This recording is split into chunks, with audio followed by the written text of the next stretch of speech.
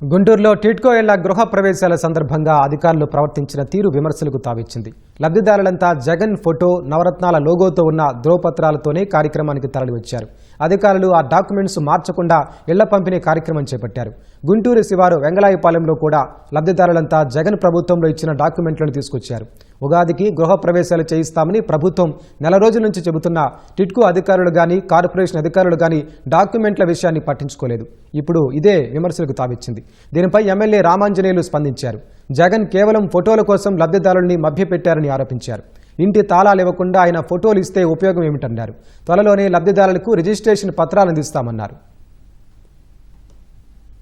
వచ్చారు ఎందుకంటే ఇది ఎలా ఉందంటే అత్త సొమ్ము అల్లుడు దానం చేసే విషయంలో జగన్మోహన్ రెడ్డికి మించిన వ్యక్తి లేరు రాజకీయంలో. ఇప్పుడు అధికారులు వాళ్ళకు లబ్ధిదారుల చేతిలో కూడా ఉన్నాయి అవి. మరి లబ్ధిదారుల చేతిలో ఉన్నప్పుడు వాళ్ళ ద్వారా అవి కూడా తీసుకొని వాటిని మార్పులు చేసి ఇవ్వాల్సినటువంటి బాధ్యత మా అధికారుల మీద ఉంది.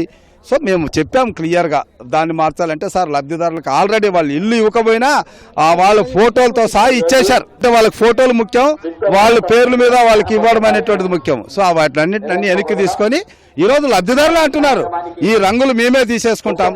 మేము చంద్రబాబు నాయుడు గారి ఫోటో, కూటమి ప్రభుత్వంలో పవన్ కళ్యాణ్ గారు, మోడీ గారి ఫోటోలతోనే తీసుకుంటాం.